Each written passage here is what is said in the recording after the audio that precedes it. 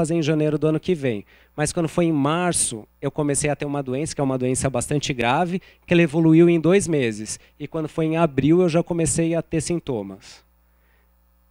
Esse tipo de doença, o check-up não vai conseguir prevenir. Essa doença que evolui muito rápida. Então eu já começo a perceber que para doenças que evoluem muito rápido, o check-up ele não ajuda muito.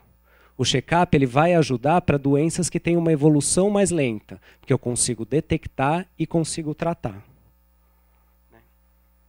Ou seja, os exames negativos, se eu não souber que eles têm um benefício grande, eles podem dar uma falsa segurança que eu estou protegido. Né? Oi? Pode falar. Aquela atriz que tirou o seio, lembra dessa história toda? Como que fica isso? Isso é uma vaidade? Como que melhorou a qualidade de vida dela? É possível você fazer esse comentário para mim? Então, não. Até sim, o que eu consigo... Sei, a Angelina Jolie, que tirou as mamas. Pelo que eu acompanhei, que eu lembro, é porque ela tinha feito um exame também, que chamou BRCA 1 ou 2, não é isso? Que é um exame que ajuda a verificar, que está muito relacionado ao desenvolvimento de câncer de mama. Né? Eu vou mostrar para vocês uma evidência que é o seguinte. Se eu tenho alguém com câncer de mama na família, vamos supor, uma filha que tem uma mãe que teve um câncer de mama. Nessa situação, o risco é aumentado e nessa situação vale a pena a gente fazer o exame. E se o exame der positivo, aí a gente vai discutir com a pessoa o que faz, o que não faz. O que eu consigo responder para você que tem evidência é, eu pedi o exame do BRCA para todas as mulheres, anualmente ou a cada 2 anos, que nem faz a mamografia. Vai trazer um benefício para essas mulheres? O que eu sei é que não. Tanto que o BRCA ele é contraindicado para eu fazer para pessoas que não têm um fator de risco aumentado por causa da família. Né? Então, claro que ali no caso, parece que ela tinha um antecedente familiar e que ela pediu, né? Daí precisa analisar o caso específico. Mas o que eu consigo falar para vocês é que pedir o BRCA para todas as mulheres que querem fazer prevenção de câncer de mama de forma geral, eu sei que isso é contraindicado. Né? Deu para responder? Então, voltando aqui, como, quem e quando realizar um exame de check-up? Eu vou ter que sempre responder essas perguntas e eu tenho que saber, por meio de evidência científica, que ao fazer o exame e tratar essa doença, o benefício tem que ser maior do que o risco. Qual que é o benefício? Melhor qualidade de vida e maior expectativa de vida. Qual que é o risco? Efeitos colaterais, tratamentos desnecessários, ansiedade, falsa sensação de proteção. Quando eu faço o estudo, eu comparo sempre essas coisas. E aqui vamos falar de alguma coisa prática, que acho que talvez é o que vai trazer discussão. Quando a gente olha para as organizações internacionais, inclusive aqui no Brasil, a gente classifica os exames de prevenção, os exames de rastreamento, em 5 situações. Quando eles são muito recomendáveis, ou seja, o benefício é muito maior do que o malefício, e daí vale a pena eu indicar para todo mundo. Recomendável, quando parece que os exames trazem mais benefício do que o malefício, né? As evidências, muitas vezes, elas são menos fortes do que os muito recomendáveis, mas esse daqui a gente indica para as pessoas. Tem aqueles que o risco-benefício vai depender da situação, aí a importância de conversar com o médico sobre se aquele exame vale para aquela pessoa ou não. Tem aqueles exames que são contraindicados e tem aqueles exames que a gente ainda tem evidência insuficiente. Abrindo um parênteses aqui. Quando eu estou falando da indicação desses exames, eu estou falando para a indicação daqueles exames para a população geral. Ou seja, a pessoa não tem nenhum sintoma, ela veio ali, ela está se sentindo bem e ela não tem nenhum fator de risco aumentado para aquilo. Por exemplo, um antecedente familiar de câncer.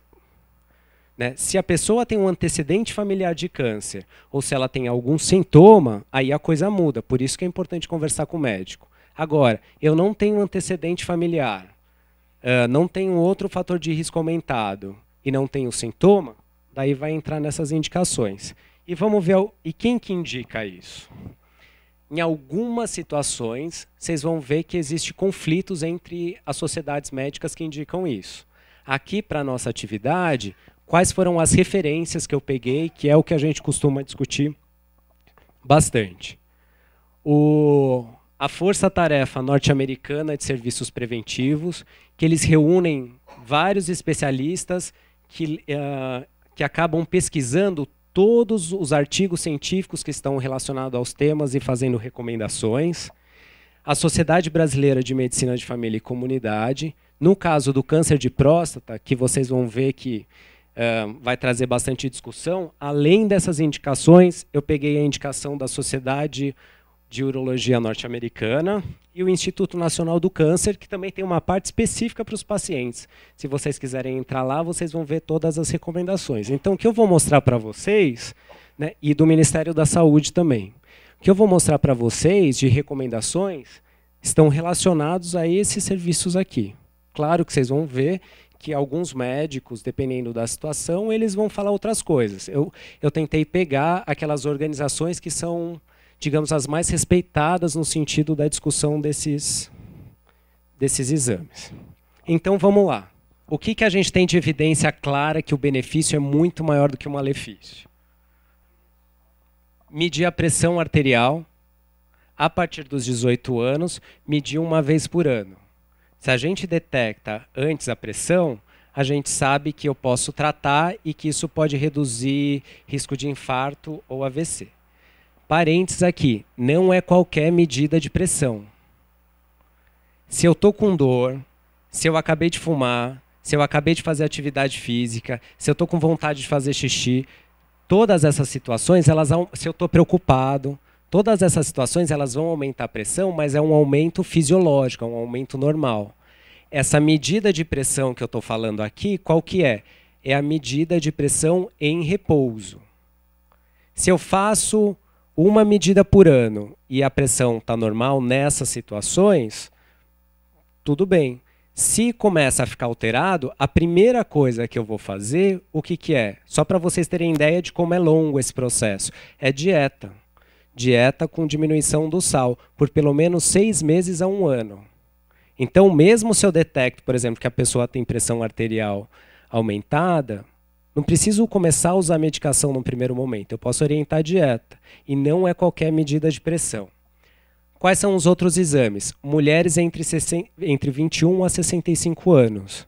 E aqui, geralmente, as pessoas querem fazer o exame a cada 6 meses ou uma vez por ano. O que a gente sabe? Que o benefício para ela é, se ela faz 2 exames anuais e os 2 exames vieram normais, ela pode fazer a cada 3 anos. Que o benefício para ela vai ser igual se ela fizesse todo ano. Aquela ideia do, será que entre os 3 anos eu vou detectar algo a mais e vai trazer um benefício maior? A gente percebe que não. Fazer a cada 3 anos, tendo 2 normais ou uma vez por ano, o benefício é o mesmo. Tem um amigo meu que fala o seguinte, se você é uma pessoa de 80 anos e você nunca foi no médico e chegou aos 80 anos, continue não indo no médico, né? Porque a possibilidade do médico introduzir um tratamento que vai piorar em vez de melhorar é maior. Quando a gente está falando de 65 anos aqui, é porque a gente está considerando uma expectativa de vida aí em torno de 75 anos. E eu sei que o câncer ele demora mais ou menos de 10 a 15 anos para trazer algum problema, né? E por que a gente começa com 21 anos também, pensando na tua pergunta? Porque se a gente considerar que as pessoas vão começar a vida sexual aí no período da adolescência... então, mas mesmo se a gente considerar, olha...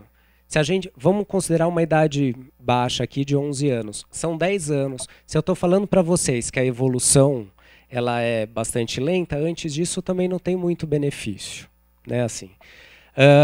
Colesterol e triglicérides. Pode pedir a cada 3 anos para homens maiores de 35 e mulheres maiores de 45. Lembrando, pessoal, eu estou falando aqui para a população geral. Quando eu vou conversar com o paciente, eu tenho que saber se ele tem algum fator de risco na família, alguma outra coisa, porque daí muda essas orientações. E a outra, que é o sangue oculto nas fezes, que é um exame de fezes que você pode fazer anualmente, entre os 50 e 75 anos, ou a outra indicação que tem é a colonoscopia. Né? A colonoscopia ela é um exame que você pode fazer a cada 10 anos, mas ele é mais desconfortável, você precisa fazer o preparo. Né? E o sangue oculto nas fezes, você precisa até ter uma orientação sobre o que alimentar no dia anterior, mas é um exame mais tranquilo de fazer. Né? Veio o sangue oculto nas fezes, o que a gente vai fazer? A gente vai pedir a colonoscopia. Quando eu comparo esses dois exames, pensando em termos de população, o que a gente percebe é que eles seriam semelhantes em termos de melhorar a qualidade de vida, expectativa de vida. Claro que eu ouço as pessoas comentarem falando o seguinte, vamos pedir a colonoscopia porque tem cânceres que não sangrariam e que por isso não apareceriam lá. Né? Mas quando a gente compara em termos de frequência disso, não mostra tanta diferença. O que eu estou comentando é que a gente tem o seguinte, 2 estratégias de check-up para câncer de intestino. Ou eu faço todo ano sangue oculto, ou eu posso fazer a colonoscopia a cada 10 anos. Cada uma delas tem, digamos, uma vantagem ou uma desvantagem. Né? A colonoscopia pode ser que eu detecte alguns tipos de cânceres que não estariam sangrando, mas eu poderia ter complicações relacionadas à colonoscopia, a fazer a colonoscopia. O sangue oculto nas fezes, ele traria menos riscos, mas talvez aquele câncer, né, talvez não seria percebido. Quando eu comparo os riscos e benefícios de cada um, eu poderia, para a população geral, indicar ou um ou outro. Né? Tudo bem? Não é que a indicação a cada 10 anos, a partir de 50 anos, é uma factível, sim. Aqueles que são recomendados, né, mas que não têm uma evidência tão robusta quanto as anteriores. O exame do diabetes, entre 40 e 70 anos anual, principalmente para quem tem sobrepeso ou para quem é obeso, para descobrir diabetes.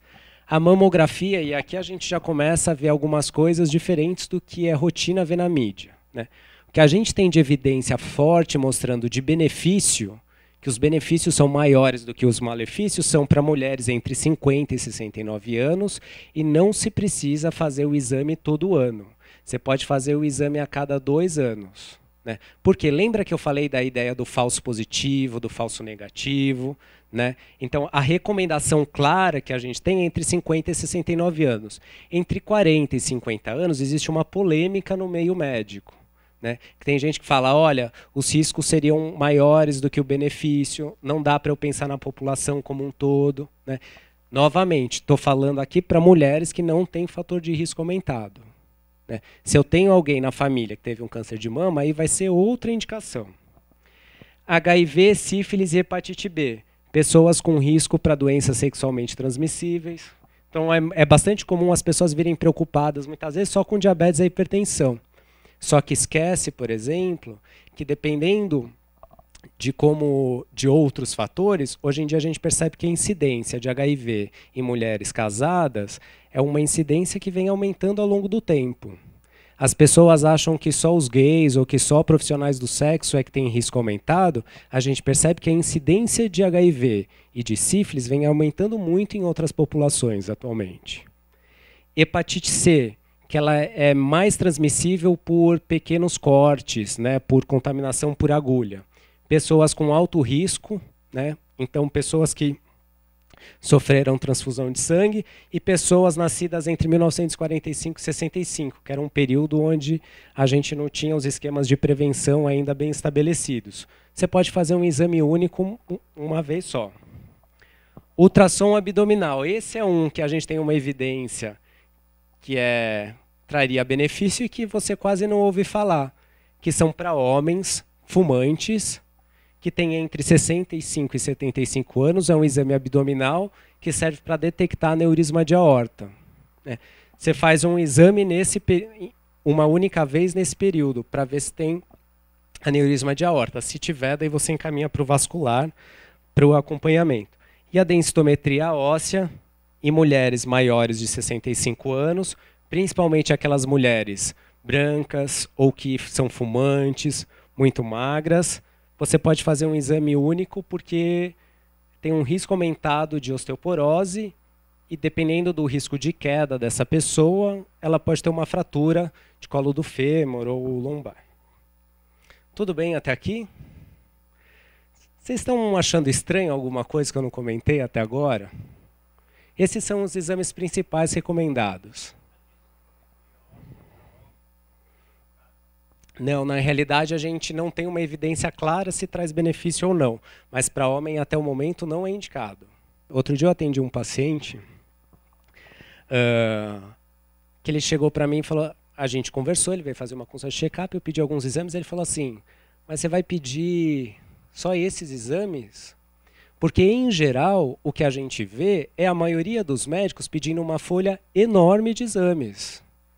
Só que quando a gente vai olhar para a literatura científica, a gente percebe que não é bem assim. E na mídia a gente também vê isso, né? Então, eu reconheço que em várias situações vocês vão ter um estranhamento sobre algumas coisas que eu estou falando. Quando a gente acompanha o paciente, muitas vezes a gente vai acompanhando o paciente porque ele tem uma doença, mas no segmento do paciente a gente já vai pensando as ações preventivas, independente do problema de saúde que ele tem, né? Por exemplo, se eu tenho um paciente, uma mulher asmática que está sendo acompanhada comigo, naturalmente nos acompanhamentos que ela vem para falar sobre asma comigo, quando ela estiver dentro do período etário, eu vou pedir a mamografia, vou pedir o Papa Nicolau para ela, vou medir a pressão arterial dela, independente de estar acompanhando a questão da asma, né? Então, uma das ideias da medicina de família é você integrar a prevenção ao acompanhamento das doenças que você pode fazer. Então, porque do ponto de vista de prevenção de doenças como infarto e AVC, a primeira coisa que você precisa fazer é detectar duas coisas. Que é, se a pessoa tiver obesidade ou sobrepeso, a glicemia, o colesterol e o exame de pressão arterial. Ecocardiograma, eletrocardiograma, teste de esforço, todos esses exames eu vou pedir se a pessoa tiver alguma doença. Por exemplo, se a pessoa já é diabética, se a pessoa ela é hipertensa, ou se ela em algum momento da vida já teve infarto, o segmento que eu vou fazer com ela é outro. Não entra nisso aqui. Se a pessoa tem pressão arterial, e eu vou seguir a pressão arterial dela, eu vou pedir outros exames. Por exemplo, para essa pessoa que tem pressão arterial, eu vou pedir creatinina para ela, por exemplo, que é um exame para ver o rim, mas ela já tem pressão arterial. Se a pessoa não tem nada, nenhuma doença, eu não preciso ficar buscando com ecocardiograma, eletrocardiograma. Eu vou comentar, inclusive, né, que é muito comum eu receber pacientes que falam assim, eu quero começar a fazer atividade física, né? E daí a academia só deixa fazer atividade física se fizer um teste de esforço. Se a pessoa responder não às 7 perguntas que eu faço para ela, que são perguntas como, quando você corre ou sobe escada, você tem dor no peito? Você tem alguma doença anterior? Né? Quando você faz alguma atividade, você sente um desconforto grande na respiração, você tem dor nas articulações, se a pessoa respondeu não a tudo isso, não tem nenhum antecedente, a pessoa pode começar a fazer uma atividade física de moderada intensidade, né? É diferente se eu estou falando alguém que vai começar a fazer um segmento como atleta, uma atividade intensa. Mas se ela vai começar a fazer uma atividade moderada, não precisa fazer teste de esforço. Aliás, vou mostrar aqui para vocês, talvez, o que é mais surpreendente, que a gente já tem alguma evidência clara, dos exames que não devem ser indicados como rotina. Exames que não devem ser indicados como rotina, por quê? Porque eu sei que os benefícios não superam os riscos aos quais essa pessoa é submetida. Quais são esses exames? O PSA. Durante muito tempo, pessoal, existia uma polêmica na área médica falando assim, será que os benefícios são maiores do que os malefícios? E tanto o INCA, Instituto Nacional do Câncer, quanto a Sociedade de Urologia Americana, Sociedade Brasileira de Medicina de Família, Força Tarefa Norte-Americana para Prevenção, antes dos 55 anos de idade, já tem uma evidência clara que não deve ser indicado. E entre 55 e 69 anos, só a Sociedade Norte-Americana de Urologia que recomenda. Vocês vão ver que a recomendação que a gente tem da Sociedade Brasileira de Urologia ela é diferente do que você tem de várias outras sociedades.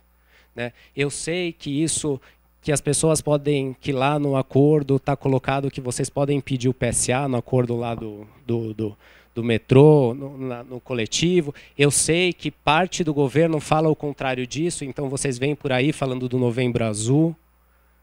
Mas no meio acadêmico, quando a gente vai ver, antes dos 55 anos, já está claro que não deveria ser pedido o PSA. Por quê? A gente percebeu que os homens não vivem mais por causa disso e que os efeitos colaterais não são inócuos, né? Então essa é uma questão importante. Outra coisa que é bastante frequente de ver, pedir marcador tumoral, que é o CA125, e ultrassom transvaginal para verificar se tem câncer de ovário, né? Os benefícios não superam os riscos. Eletrocardiograma de repouso ou esforço na esteira, que é o que que a Miriam comentou, né?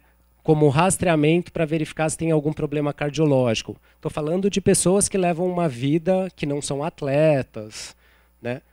Também não deveria ser pedido. Ultrassom de carótidas, né? Se a pessoa já teve um AVC e eu quero investigar se ela tem uma obstrução arterial, aí eu posso até solicitar.